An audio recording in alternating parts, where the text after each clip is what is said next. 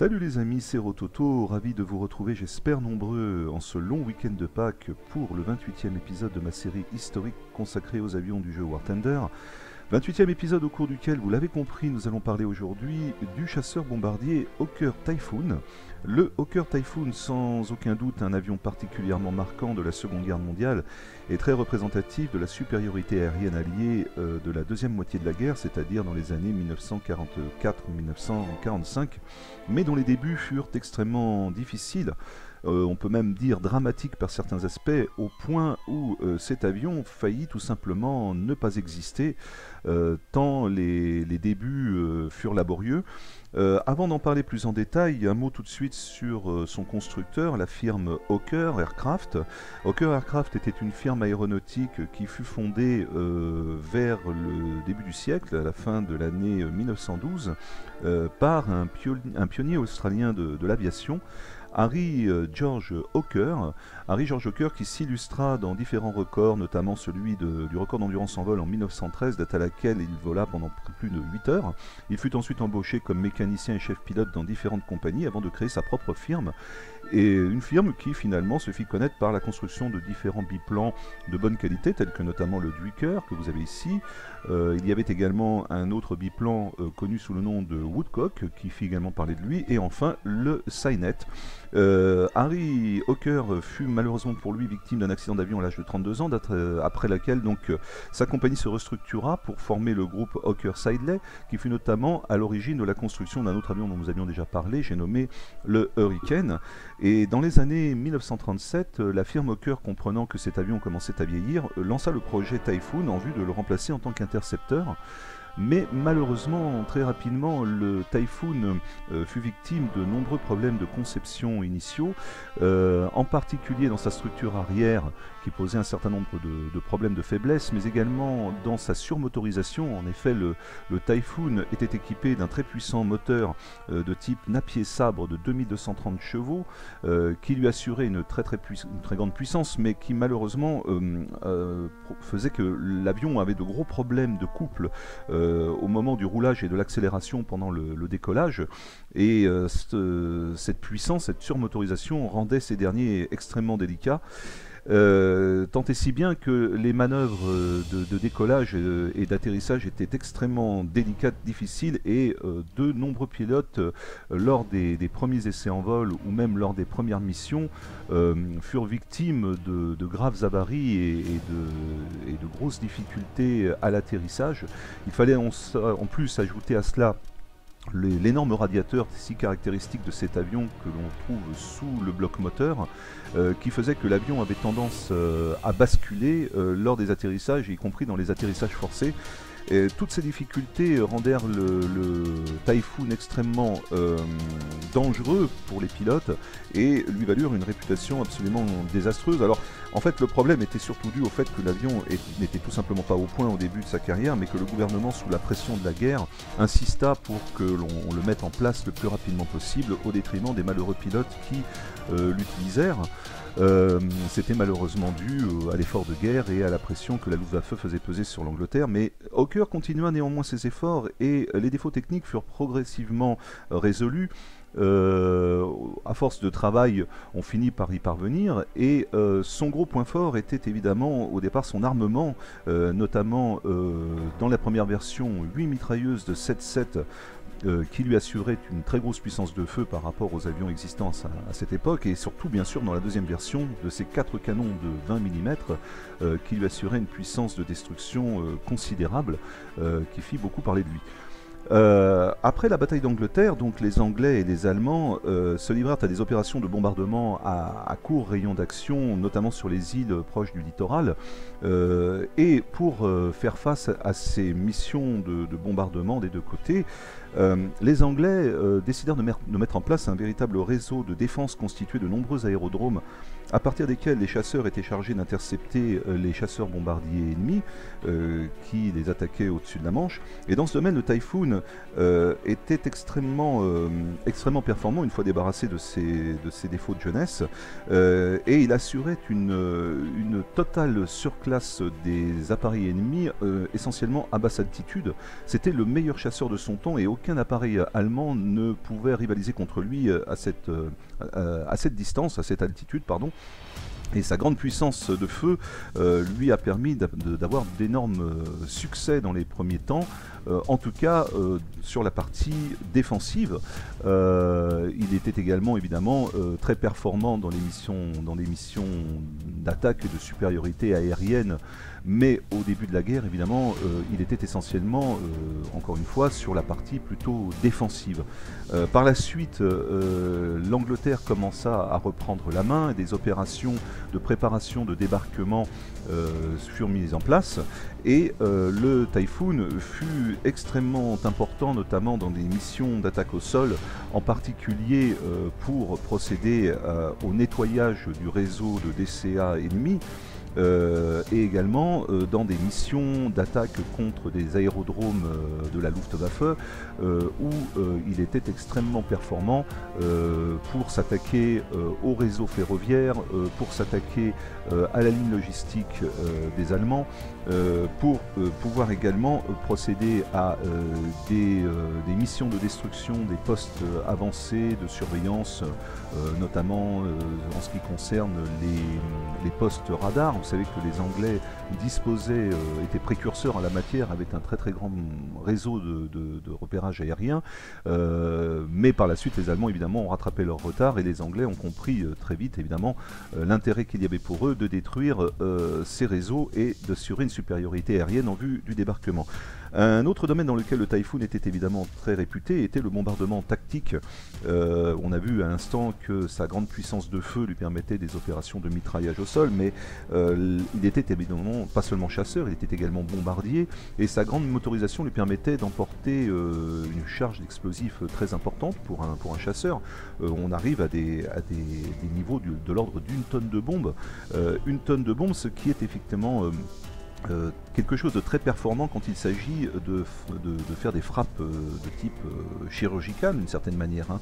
Des opérations de bombardement beaucoup plus précises que les grandes campagnes de bombardement stratégique de type market bombing, qui voulait dire littéralement des tapis de bombes et dont un grand nombre était finalement tombé à côté de la cible et provoquait des dommages collatéraux sans véritablement donner de l'efficacité. Donc dans ce domaine, le Typhoon fut extrêmement efficace et fut finalement l'un des précurseurs de ce que les militaires appellent aujourd'hui les frappes chirurgicales.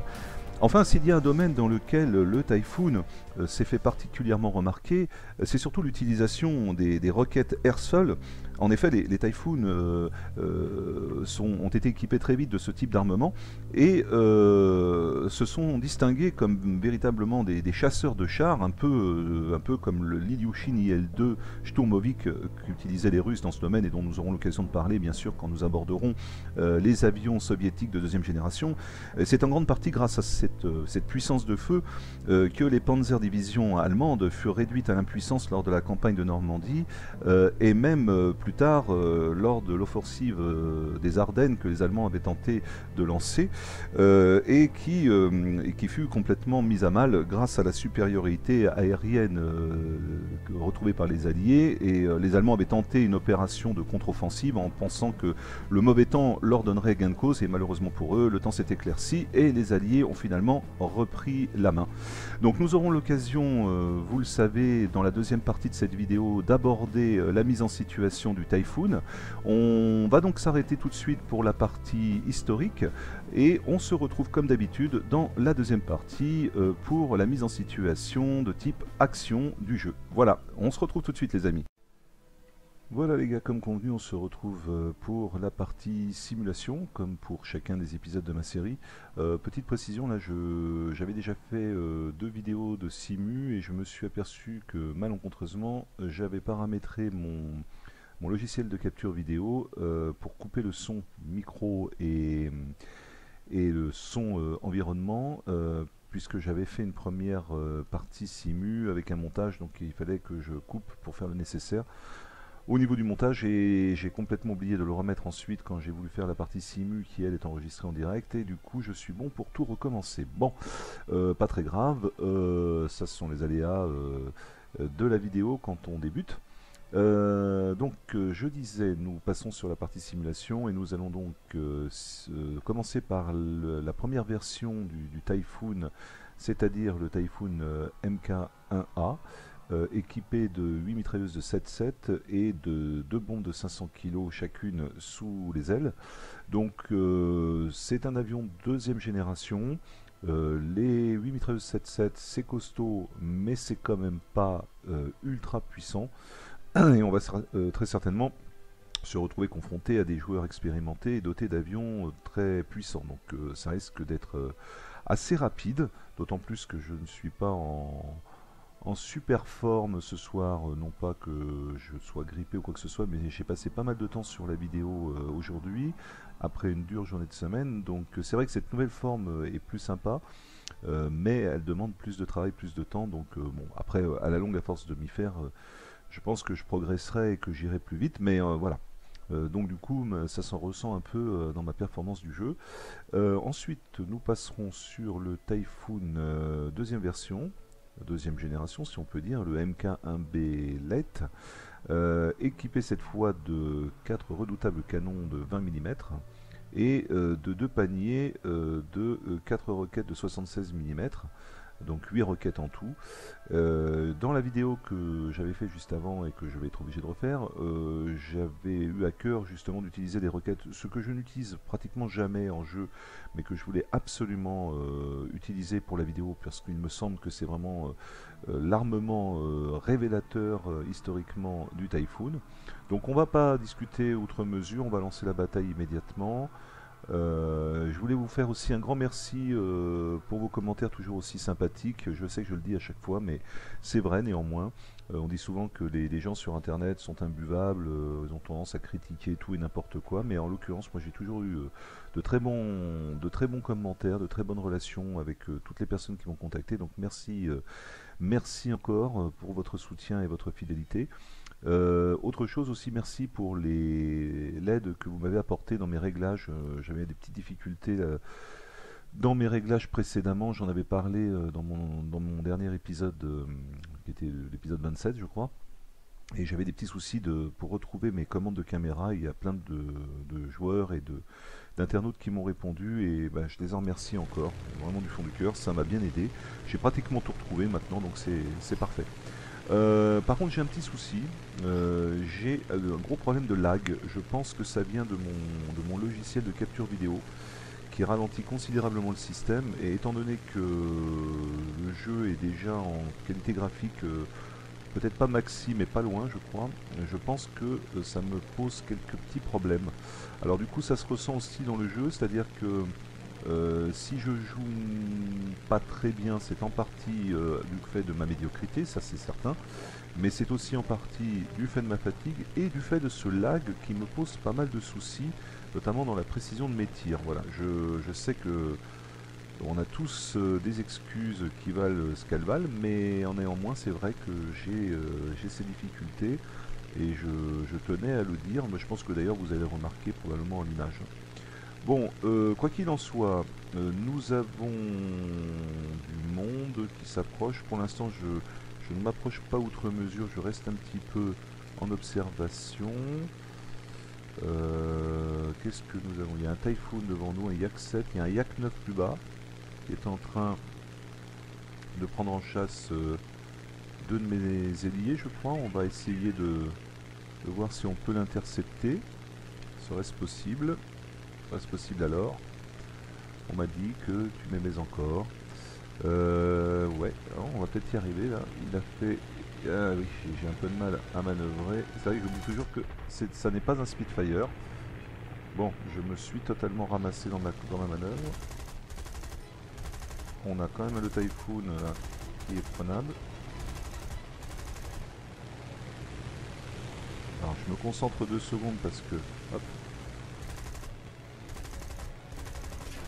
Ah, je commence à me faire prendre en chasse aussi. Et il a descendu beaucoup plus vite que moi, donc il s'est éloigné, il est à 800 mètres. Difficile. Ah, il remonte. Voilà, encore un coup, mais j'ai du monde derrière moi, donc c'est difficile de le prendre en chasse tout en esquivant les tirs. Il est par là, je crois. Oui, il est là. On devrait pouvoir l'intercepter là. Ça y est, voilà. Bon, j'ai que l'assist. Enfin, c'est toujours mieux. Hop, d'accord. J'étais tout à ma joie, donc j'étais en train de baisser les volets, j'allais regarder mon score, et évidemment, j'avais le bon Spitfire qui devait chercher à me descendre depuis tout à l'heure. J'étais ravi de me voir soudain déconcentré. J'ai fait descendre tout de suite derrière par un de mes alliés d'ailleurs, mais bon. Nous passons donc tout de suite au MK1B Lite, c'est-à-dire la version la plus aboutie du Typhoon. Ce que je vais essayer de faire, si c'est possible, avant de me faire descendre ou d'engager un autre adversaire avec mes canons de 20 mm qui sont beaucoup plus efficaces, croyez-le. Oula, je crois qu'il m'a repéré, le Yak 3 qui est en train de me prendre en chasse là. Voilà, hop. Alors coup critique tous les deux. Bon, bah j'ai pas réussi à faire ce que je voulais. J'ai vu que le Yak 3 m'a pris en chasse. Je voulais essayer de utiliser des roquettes tout de suite sur les navires ennemis pour vous faire une démonstration de la simulation en jeu. Je viens de me faire descendre lamentablement. Donc écoutez, ben tant pis, hein, on arrête la vidéo et on la reprend tout de suite sur une nouvelle partie. Puisqu'on a encore du temps et que je me suis fait descendre très très vite comme un gros noob, donc on peut encore refaire une ou deux simus qui seront peut-être un peu plus aboutis. Allez, on se dit à tout de suite. Voilà, on se retrouve pour la deuxième partie de la simulation. Donc qu'est-ce qu'on a comme carte carte montagneuse, j'ai pas eu le temps de regarder. Je crois qu'il s'agit de Iron Range, c'est ça? Je crois, je sais plus. Donc on reprend, on va commencer tout de suite par le MK1B Lite. Comme ça j'aurai peut-être l'occasion de me servir de mes roquettes avant de me faire descendre. On va tout de suite engager les cibles au sol. De toute façon ça tombe pas mal parce que je voulais les utiliser dans la partie précédente. Il s'avère qu'il s'agissait de navires. Donc les Typhoon peuvent tout à fait engager les navires. Je pense d'ailleurs qu'ils l'ont fait historiquement. Quoi qu'il en soit, ce sont plutôt des avions d'attaque au sol et ils étaient plutôt connus pour l'utilisation de leurs roquettes contre les blindés allemands, comme je l'expliquais dans la vidéo simu. Là on se fait engager par la DCA, c'est tout à fait historique également. On va tout de suite attaquer cette colonne de blindés. Qu'est-ce que ça lag, c'est terrible. Faut vraiment que je trouve un moyen de régler ce problème, hein.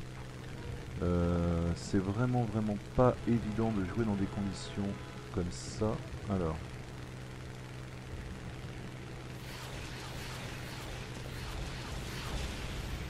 raté, bon. Ah ouais, ça valait le coup, hein. Bon, désolé, je sais pas me servir des roquettes, je m'en sers jamais.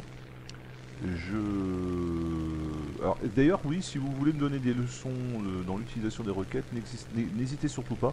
Je sais qu'il y a même des joueurs qui en battle utilisent les roquettes en combat aérien. Alors moi jamais de la vie. C'est peut-être une des premières fois que j'utilise des roquettes. J'ai dû les utiliser une fois avec un Ilyushin Sturmovik. Mais voilà quoi, je suis pas du tout un adepte de la roquette à la base, j'utilise plutôt les bombes. Et encore même les bombes, c'est pas ce que je maîtrise le mieux. Donc n'hésitez pas à me faire part de vos conseils comme d'habitude, très éclairés. Ça pourra m'être utile. Qu'est-ce qu'on a autour de nous là? Ça a l'air d'aller. Bon.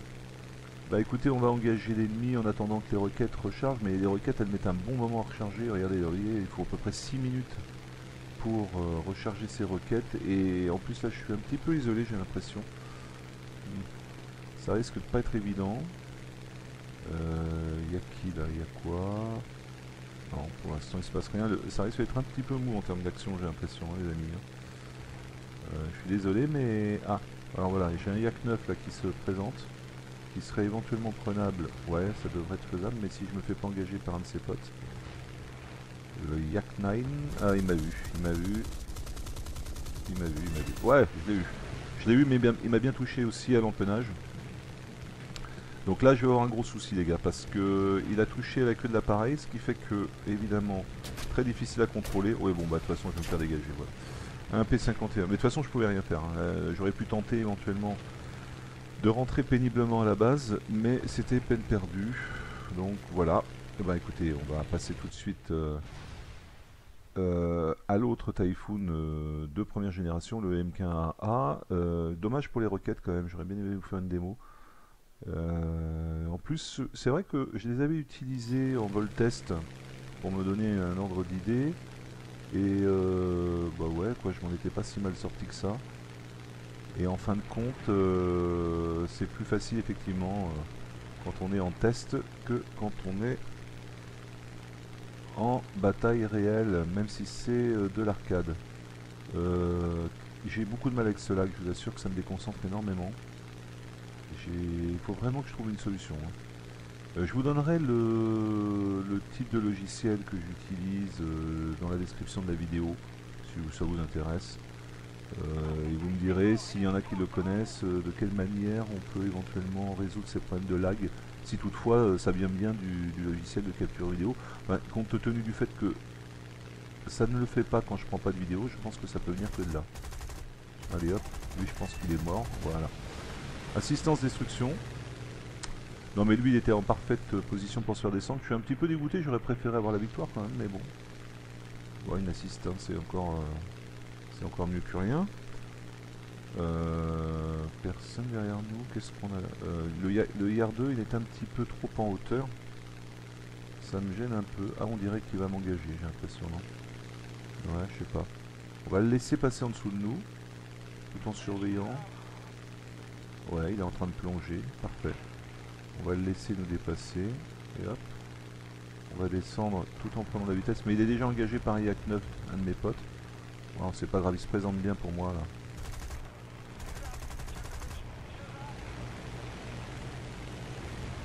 Hop.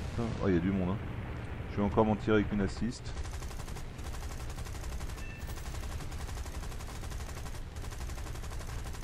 Alors vous voyez quand même que 8 mitrailleuses de 7.7 ça vaudra jamais 4 canons de 20 mm. Hein. On est bien d'accord. Bon, encore une assist. On est quand même au classement là, ouais, au milieu. Alors là on est en train de se faire un petit peu engager par la DCA.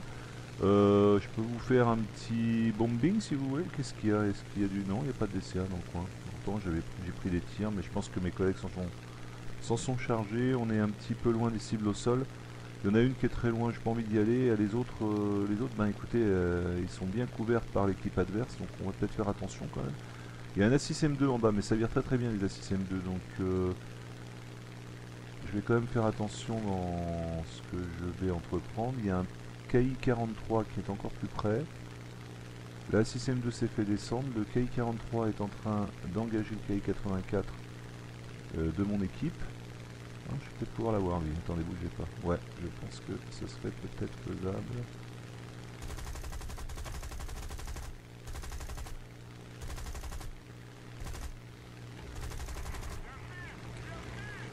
Bon. Vous voyez là, je tente pas la poursuite. Je l'ai touché mais j'y vais... Ah, oh là là là. Ouais, bon voilà. Mais j'ai pas vu arriver le speed, donc je me fais défoncer. Je sais pas combien j'en suis de la vidéo là. Bon allez, je vais voir si je vous fais une petite session supplémentaire, parce que je voudrais pas que la vidéo dure trop longtemps, et en même temps c'est une vidéo de Pâques, donc on va essayer qu'elle dure quand même relativement suffisamment.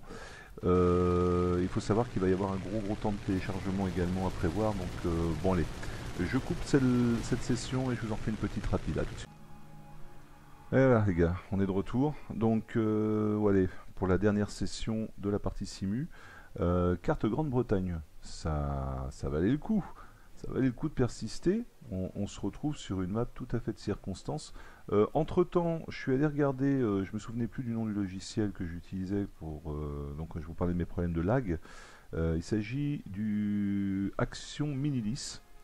Donc, je pense que c'est assez connu. Minilis étant, je crois, le concepteur, il me semble éditeur, et Action, le nom du logiciel. Action ou Action. Voilà, donc si certains d'entre vous le connaissent, si vous avez des idées sur ce qui peut éventuellement provoquer ce lag et comment le résoudre, et bien écoutez, je suis preneur. En tout cas, à titre personnel, pour ceux que ça pourrait éventuellement intéresser, qu'est-ce que c'est cet avion? Un HS-129B, d'accord. Pour ceux que ça pourrait intéresser éventuellement, c'est un logiciel que je trouve franchement pas mal. Il est vraiment bien conçu, on peut faire un peu ce qu'on veut avec, il est très simple d'utilisation. pas très compliqué et pas très cher, car je précise que je ne l'ai pas craqué. D'abord, je ne craque jamais rien, ça n'est pas une posture, c'est véritablement quelque chose, une conviction personnelle. Je pense que bah, voilà, craquer des trucs c'est du vol, enfin chacun aura son idée sur la question. Moi je craque pas, je paye mes logiciels, et il vaut, je crois que je l'ai eu en promo à 27 dollars au lieu de 35, voilà, donc et c'est vraiment pas mal du tout. Je crois qu'il existe d'ailleurs des vidéos de youtubeurs qui le présentent. Si ça vous intéresse, vous pouvez jeter un œil, le cas échéant. Voilà. Bref, je reviens à nos moutons. Donc là, j'ai repris notre Typhoon première génération. On est dans une map domination, donc il n'y a pas de cible au sol. Là, c'est faut foutre dehors l'équipe adverse de la zone à capturer. Je vois un Spitfire qui serait prenable, là, qui est en train d'engager un B-17. Il va un peu vite pour moi, par contre. Ah, il s'éloigne. Il s'éloigne.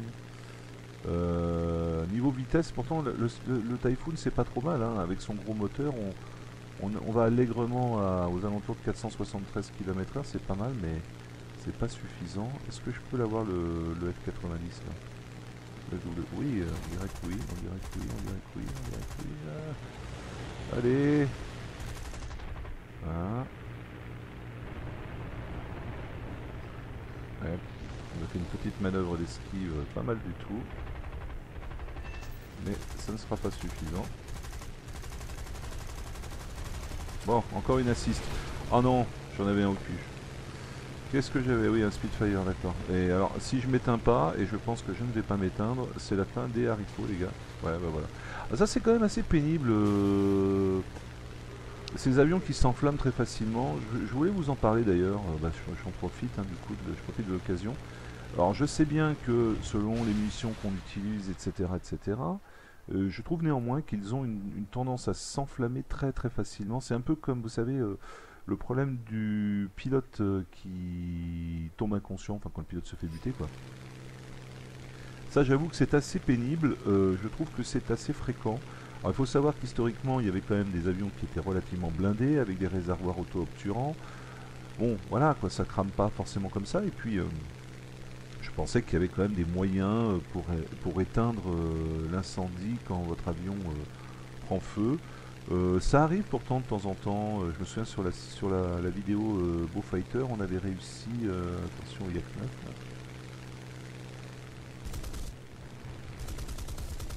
Voilà, avion détruit, ça fait du bien. Vous voyez quand même quelle grosse différence quand on a des canons de 20 mm, 4 canons de 20 mm, ou quand on a 8 mitrailleuses 7.7, hein, c'est pas du tout pareil. Hein. Franchement, pas pareil du tout. Hop, voilà, voilà, voilà, ça y est, on me fait engager à nouveau là. Là, mais décidément, ils m'en veulent. Hein. C'est le speed qui est là, je crois, non? Ouais. Avion détruit encore, mais voilà. Vous voyez, à nouveau, je prends feu, quoi. C'est pas possible. C'est vraiment... Est-ce que j'ai eu le temps de le descendre avant de mourir? Peut-être y arriver. Oui, avion détruit aussi. Vous voyez, là je vais réussir à en détruire quelques-uns, mais... Ah non, ça y est, je me suis éteint. Oui, je me suis éteint, mais alors je suis vraiment pas dans de bonnes dispositions. Mon aile droite a pris très très cher dans cette histoire. Je vais avoir beaucoup de mal à manœuvrer. Ah ben voilà. On a un FW190 qui profite de l'aubaine. Bon bah les gars, voilà, écoutez, désolé, les vidéos sont beaucoup plus courtes qu'au précédemment, mais bon, comme je vous le disais, on n'est plus du tout dans la même logique. On est dans des rangs de tier 3 avec donc des joueurs plus expérimentés, des armes qui font beaucoup plus mal, donc c'est un petit peu normal. Et puis, comme je vous le disais aussi, n'étant pas forcément mieux de ma forme, n'étant pas un grand champion, je le répète encore, et ayant ces petits problèmes de lag, ça ne m'a pas forcément aidé, mais quoi qu'il en soit, ça vous a déjà donné une petite idée de ce que vaut cet avion en simulation, toujours aussi magnifiquement modélisé, toujours aussi magnifiquement proche de la réalité historique. En tout cas, c'est mon point de vue, c'est mon ressenti quand je compare aux vidéos que nous avons vues, même si je sais qu'il ne s'agit pas du tout d'une vidéo faite en réaliste et encore moins en simu, c'est de l'arcade. Néanmoins, je vous assure que ça vous donne vraiment plaisir à jouer et de bonnes sensations très proches de ce qu'on peut voir à travers les films ou les documentaires. On va s'arrêter là pour aujourd'hui, pour cet épisode qui aura été assez long à faire et à regarder, parce que je crois que, je n'ai pas regardé combien il faisait en totalité, mais il est assez long quand même. Et je terminerai cette petite vidéo par une petite séquence émotion. Alors je ne le fais pas habituellement, mais on est quand même un week-end de Pâques, et j'ai eu envie, au cours de cette vidéo un peu particulière, dans ce week-end un peu particulier, de rendre, d'avoir une petite pensée, de rendre un hommage aux hommes qui ont véritablement vécu cette période, les hommes qui ont véritablement combattu à bord de ces avions avec lesquels nous jouons. J'en avais parlé une fois dans une de mes vidéos. Il faut se souvenir que ces avions, même si c'est du jeu, même si c'est fun et même si on le prend avec tout le recul nécessaire, sont à la base des armes de guerre qui ont servi à tuer de jeunes hommes au cours d'un des conflits les plus meurtriers de toute l'histoire de l'humanité. Et à une époque où nous jouons tous à ces jeux vidéo, parfois très violents, il est toujours bon, utile de rappeler, surtout pour les plus jeunes, que dans la vraie vie, encore une fois, ces armes ne sont pas des jouets, ça tue vraiment, et il y a eu des centaines, des milliers de jeunes hommes parfois à peine sortis de l'adolescence, qui ont fini tragiquement leur vie dans ces engins de mort, et je pense qu'il est utile parfois de s'en souvenir. Voilà, donc je vous ferai pas le coup de la séquence larmoyante à tous les épisodes, mais pour cette circonstance, voilà, un hommage qui me paraît justifié. En tout cas, je vous dis merci de votre fidélité, j'espère vous voir très bientôt pour le prochain épisode, et d'ici là, je vous dis à ciao.